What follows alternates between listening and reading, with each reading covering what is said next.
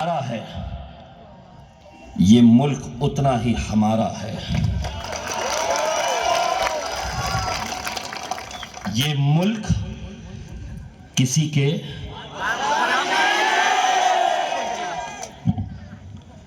आधा में केस बनता,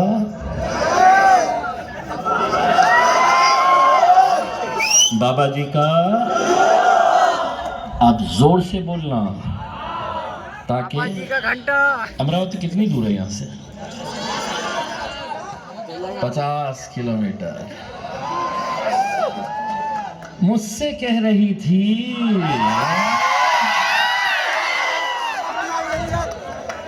इस मुल्क में रहना है।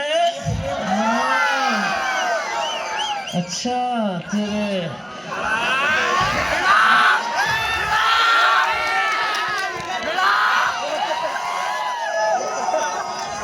जहेज में आया मुल्क, अरे जहेज में आया था।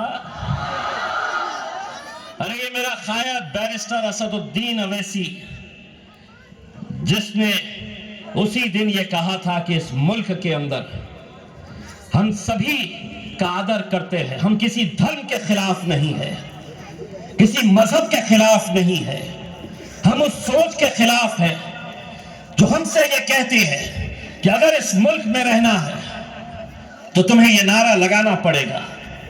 असद साहब ने पार्लियामेंट के अंदर खड़े होकर कहा था कि हम भगवान राम का हम आदर करते हैं, लेकिन नथुराम गोडसे का हम आदर नहीं करते हैं।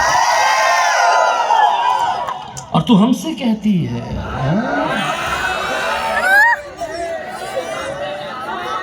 तेरा वो पप्पू कहता है कि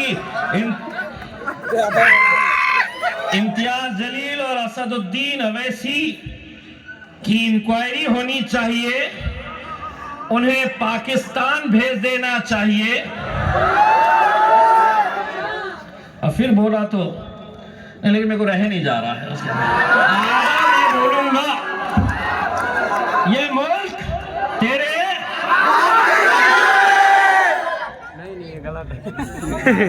जो आ रहा तो समझ रहे हैं कि वो बोलेंगे और हम सुन लेंगे, खामोशी से आ जाएंगे करके उसमें। अरे पाकिस्तान जिनको जाना था 1947 के अंदर चले गए। मेरे बाप दादाओं से जब पूछा गया था तुम यहां रहना चाहते हैं या वहां, तो उन्होंने कहा था कि ये सरजमीन मेरी है, इस जमीन में पैदा हुआ हो और इंशाल्लाह इसी जमीन के अंदर हम दफन हो गए।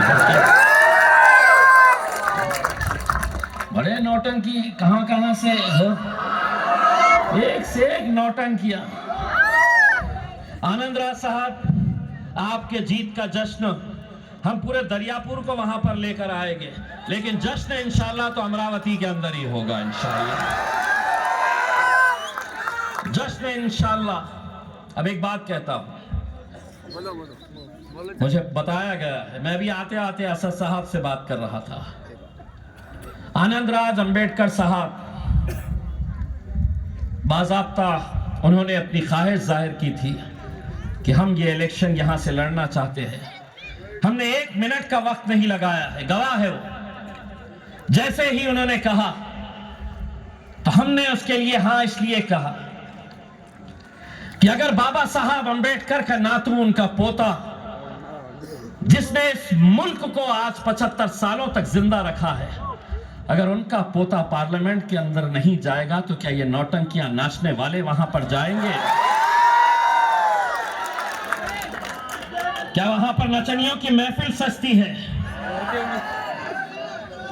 अगर नहीं जाएंगे, और ये मजलिस इत्तेहादुल मुस्लिमीन है, हमने ये फैसला किया कि अगर हम आनंदराज अंबेडकर साहब को अमरावती के अंदर साथ देंगे तो उनके भाई बड़ा साहब अंबेडकर के लिए भी हमने कहा कि अकोला के अंदर उनके लिए भी मदद करनी चाहिए, उनका भी साथ देना चाहिए। और यही नहीं, कोल्हापुर के छत्रपति शाहू महाराज जो आज इलेक्शन लड़ रहे हैं, हमारी पार्टी से कोई लेना देना नहीं, विरोधी पार्टी के अंदर है, विपक्ष के अंदर है, उद्धव ठाकरे साहब की सेना में है, अलग पार्टियों से उनका गठबंधन है।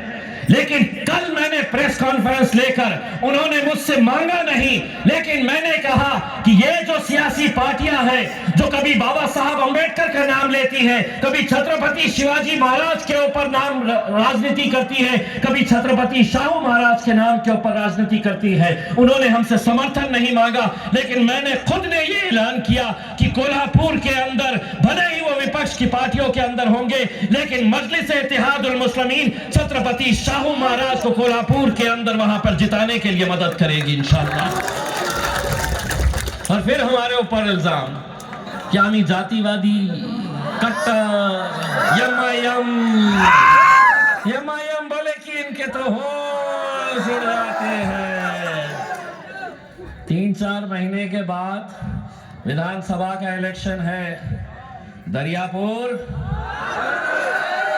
तैयार रहना।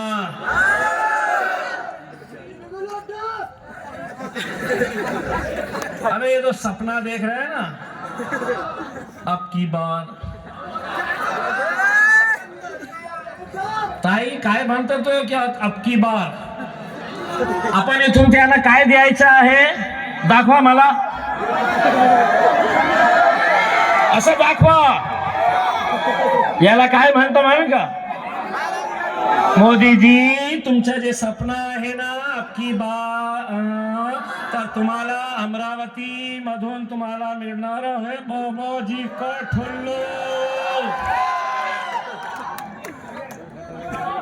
मजलिस-ए-इत्तेहादुल मुस्लिमीन एक सियासी जमात है। मुझे ये बात पता चली है।